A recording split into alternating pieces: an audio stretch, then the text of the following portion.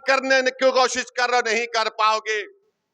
जो दीन सच होता है वो हक रहेगा इंशाअल्लाह ताला। मगर ये सबको सब मौका मिल रहा है क्योंकि बीजेपी सत्ता में है। मैं आपको तारीख में लेके जाना चाहता हूं। 1930 हिटलर का जमाना है, जर्मनी है, और जर्मनी में भी हिटलर भी ऐसा ही करता था। पिक्चर बनाता था, बदनाम करता था यहूदियों को। कभी उनको कहते थे कि इनको जर्मनी से मोहब्बत नहीं, कभी इनके खाने को निशाना बनाया जाता था। और उसके बाद क्या हुआ? 60 लाख यहूदियों को हिटलर ने गैस के चेंबर में डालकर उनको मरवा दिया। मेरे भाई होश में आओ, दोस्त को पहचानो। दुश्मन तो अपने अज़ाइम को खुलकर बयान कर रहा है।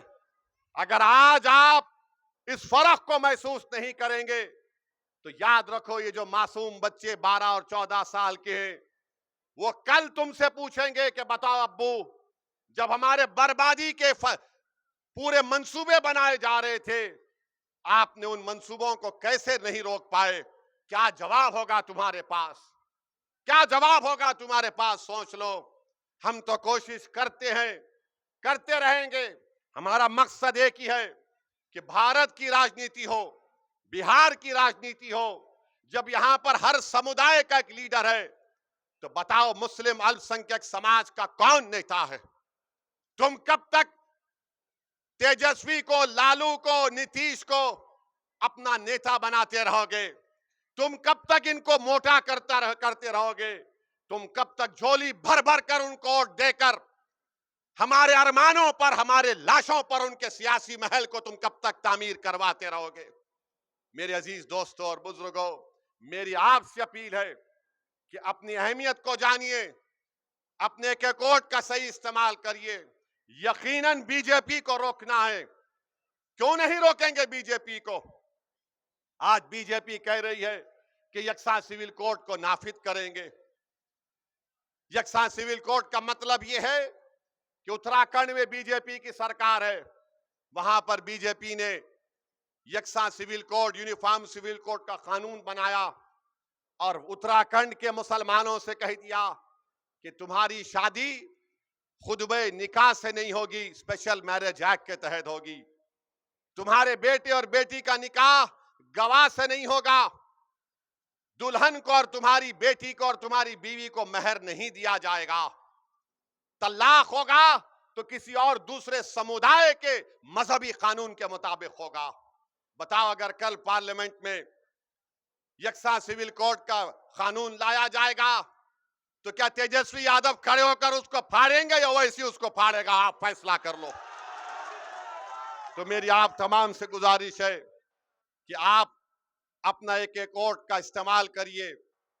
यकीनन इंशाअल्लाह ताला अगर 4 तारीख को नतीजे आएंगे और इंशाअल्लाह अगर बीजेपी की हुकूमत नहीं बनेगी तो मजलिस इत्तेहादुल मुस्लिमीन उस बीजेपी की हुकूमत को रोकने के लिए किसी और को इस वतन अजीज का वजीर आजम बनाने के लिए हम पूरा समर्थन और तायीद करेंगे। मैं आपसे वादा करके जा रहा हूं। मगर मेरे भाई, जब तक हम अपनी ताकत को नहीं दिखाएंगे कोई हमारे करीब भी नहीं आएगा। जब हम मुत्तहिदा तौर पर अपने ताकत को दिखाएंगे तो यकीनन सब आएंगे। तभी तो आपकी तकालीफ और मसाइल दूर होंगे।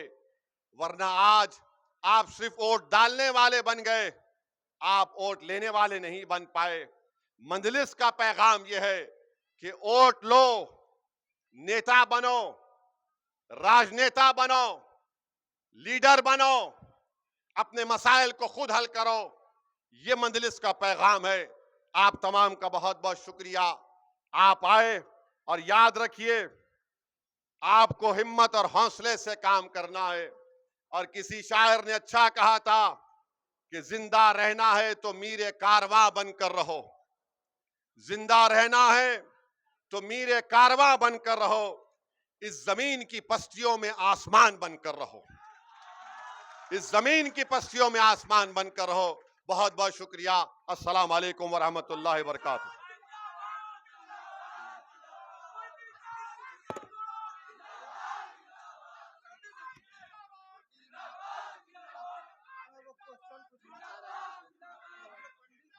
बैरिस्टर साहब जिंदाबाद, AIMIM जिंदाबाद, पतंग छाप